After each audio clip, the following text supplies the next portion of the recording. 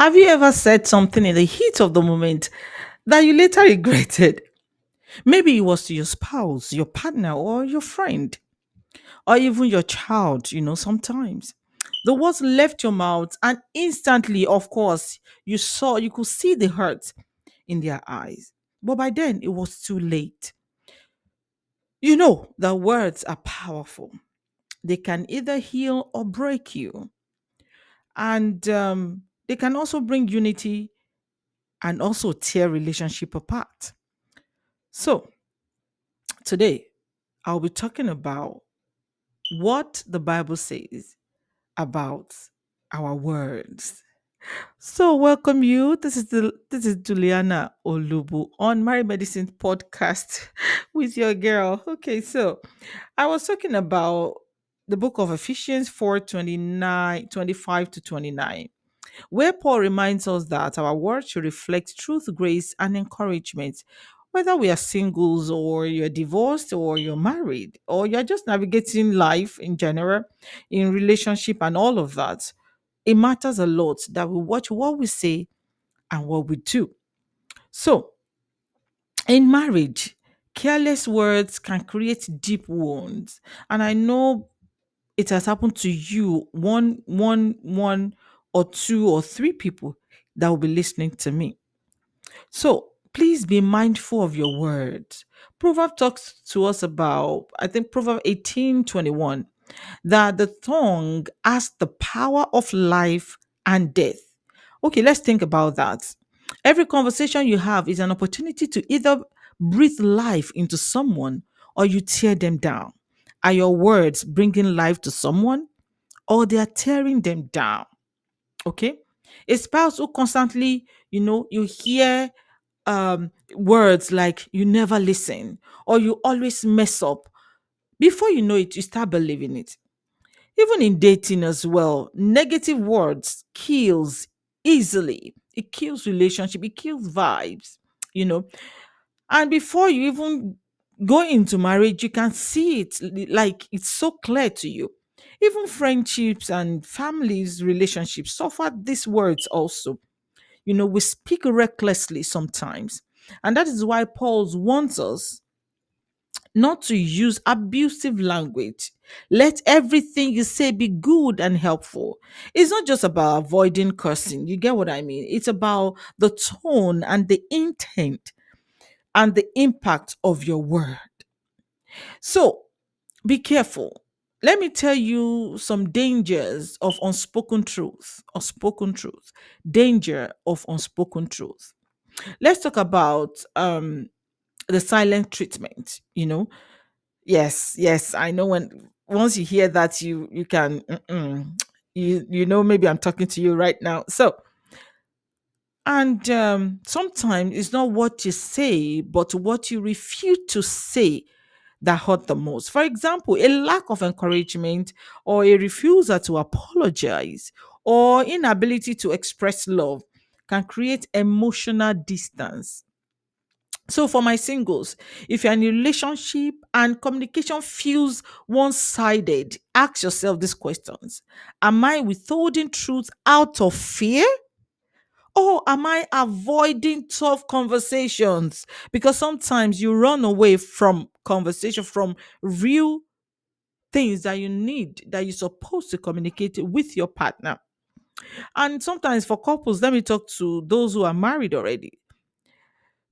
Silence in marriage is emotional starvation. If you don't know now that marriage, silence in marriage is an emotional starvation, unspoken appreciation. Okay, unspoken appreciation, or let me say, unexpressed love. Unexpressed love will always give room for enemy to whisper lies into your relationship.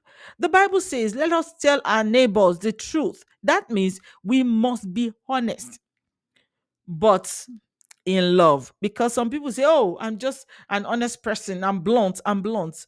You can be blunt and be saying the truth and be hurting the person.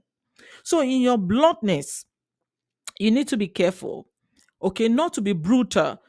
Honesty that wounds is not okay, okay, but loving And the way you say it, the way you present it, brings out healing and help the other person. So be mindful of your word, okay? Learn to speak healing. Let your word speak healings to people, to your relationship, to your marriage. You might want to ask, so all that you're saying, like the Bible says, how does that relate to this? How does that apply to my marriage? Let me tell you one or two things how it applies to your marriage. Number one is speak life, not destruction. Okay. So before speaking, ask, will this build or will it break my relationship? Will it break my marriage? Will this break my wife? Will this break my husband? Another thing you can work on is apologize quickly. Learn to apologize. If you've hurt someone with your words, don't wait for them to bring it up. Don't wait for the word to start, bringing out a lot of things in their mind. They start thinking about it and all of that. Own it and seek reconciliation. The third one, I want to tell you, is be intentional on how you express your love. Be intentional about it. Tell your spouse or your partner, even your children, your friends. Tell them how you appreciate them. Tell them about it. Talk about how you really appreciate them. Don't assume they know. Oh, they know. My husband knows I love him.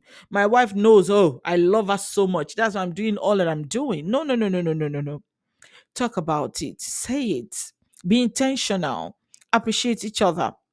And also, above all, ask God to help you filter your words through His wisdom and love. You cannot but put God. God should be the first thing first. Is God should not be your last result, like last resolution to what you want to do or how you want to present things. And I quickly want to ask you these things, and I want you to really reflect on them. I want you to take a moment to reflect on these. They are very important. Ask yourself, when was the last time your words hurt someone? Like you direct it to yourself, like think about it.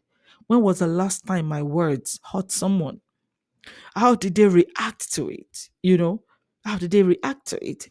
Another thing, another question you need to ask yourself is, have I ever been hurt by someone's words? Yes. Have you ever been hurt by someone's words? How did you shape your view? How does that word shape your view? Okay. So please direct it as I'm saying it, like, okay, have I ever been hurt by someone? So check your mind. Of course, yes. We've all been hurt by someone before. But the question now is again is, how did it shape your views of them? How did it shape my view, about things, about what they said? And another thing, what is one thing I can change today? Ask yourself, and I'm asking you, what is one thing you can change today about the way you speak to people in your life, to the people you love, to the people you care about? How has your word changed them? What have you said? What have you done? How do you speak to people's life? Do you speak out of anger? Do you speak because you're frustrated? Sometimes being quiet in a moment of argument, in a very heat argument, can help you. Now, not being quiet because you want to ignore the other person, you want to ignore your wife, your husband, or your partner. No. But sometimes even your 30 seconds, your 1 minute will make you rethink, and you will know what to say. You will not just speak. Okay.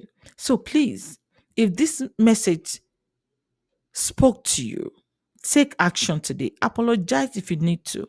Encourage someone if they need it. And most importantly, ask God to help you to use your words wisely. Okay? To use your words wisely. Don't ignore what I'm saying today. They are very important. So please, if this resonated with you, don't forget to like, share, and subscribe so we can keep spreading messages that heal, that is restores people's heart, mind, and build unity in your marriage and in your home. Don't forget, let your words heal, not break people apart. Let it heal your marriage. Let it heal your relationship. Don't let your word break your relationship, break your marriage, break your family. Until I come your way again, this is your girl, Juliana Olubu, on Married Medicine's podcast. Stay blessed, stay connected. It is well with you. All right.